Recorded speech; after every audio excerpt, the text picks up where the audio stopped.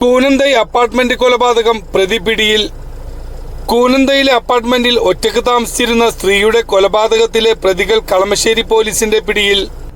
പെരുമ്പാവൂർ ചുണ്ടക്കുഴി കൊറാട്ടുകുടി വീട്ടിൽ Jaicy Abraham November 17-ാം തീയതി കൂനന്തൈ അമ്പലം റോഡിലുള്ള അപ്പാർട്ട്മെന്റിന്റെ 1-ാം നിലയിലെ കിടപ്പുമുറിയിൽ തലക്കടിയേറ്റ് കൊല്ലപ്പെട്ട നിലയിൽ കാണപ്പെട്ടത്. ജെയ്സി 1 വർഷമായി ഈ അപ്പാർട്ട്മെന്റിൽ ഒറ്റയ്ക്ക് താമസിച്ചു വരികയായിരുന്നു. Kochi city police commissioner Putta വിമലാതിഥിയുടെ മേൽനോട്ടത്തിൽ DCP KS സുദർശന്റെ നിർദ്ദേശപ്രകാരം Thrikkakara assistant commissioner Baby PA, Kalamassery inspector Latheef MB എന്നിവരടങ്ങുന്ന പ്രത്യേക അന്വേഷണ സംഘം രൂപീകരിച്ച് നടത്തിയ അന്വേഷണത്തിലാണ് പ്രതിയായ തൃക്കാക്കര മൈത്തിപുരം റോഡിൽ 11/347 വീട്ടിൽ 45 വയസ്സുള്ള ഗിരീഷ് ബാബു, ഖദീജ എന്നിവർ ഞായറാഴ്ച അറസ്റ്റിലായത്.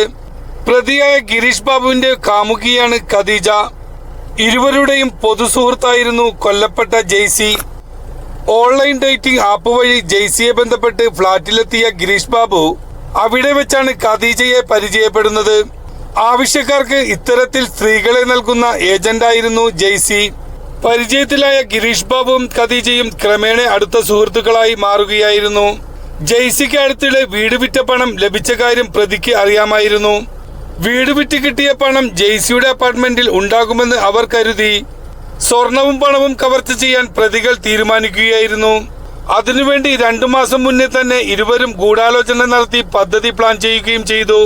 അതുപ്രകാരം കൊലപാതകം നടത്തുന്നതിന് മുന്നോടിയായി ഗിരീഷ് ബാബു 2 വട്ടം ട്രയൽ നടത്തി ജെയ്സിയുടെ ഫ്ളാറ്റിന് സമീപം വരെ വന്നിരുന്നു.